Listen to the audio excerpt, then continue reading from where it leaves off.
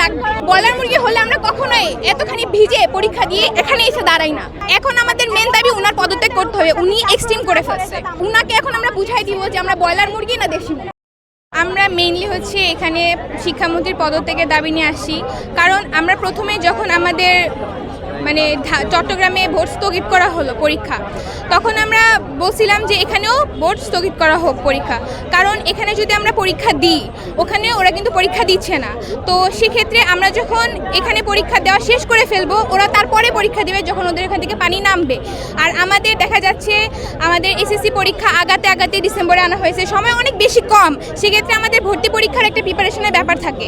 তো সেক্ষেত্রে আমরা দেখলাম যে আমরা যদি পরীক্ষা দিয়ে আগাই যাই, ওরা কিন্তু স্টেপ পিছায় যাচ্ছে।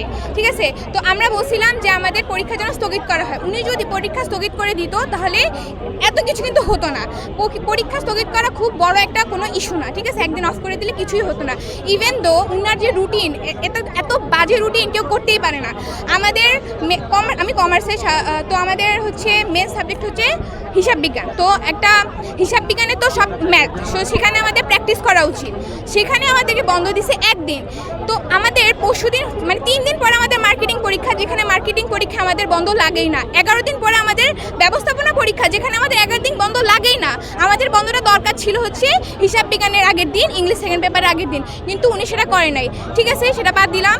কিন্তু উনি উনাকে এত কিছু বলার পরেও উনি যে উনার স্টেপ থেকে নড়তেছে না। ইভেন ফিজিক্সের কোয়েশ্চেনটা কি করছে সেটা আপনারা সবাই ভালো মতনই জানেন।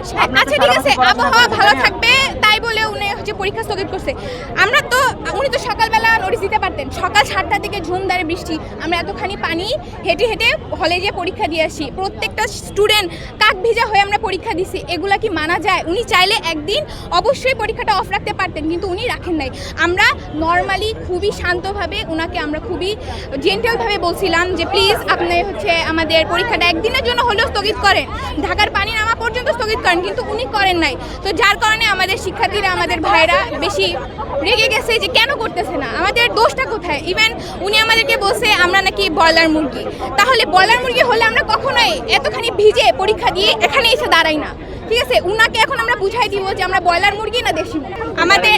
আমাদের রিসেন্ট দাবি হচ্ছে প্রশ্নের মানসম্মত চেঞ্জ করা লাগবে, মানসম্মত প্রশ্ন করা লাগবে। দ্বিতীয়ত এখন আমাদের রুটিন আমরা এখন চেঞ্জ দরকার নেই, যেহেতু আমাদের পরীক্ষা সব অলরেডি শেষ হয়ে গেছে। ঠিক আছে, এখন আমাদের মেন দাবি উনার পদত্যাগ করতে হবে। উনি এক্সট্রিম করে ফেলছে।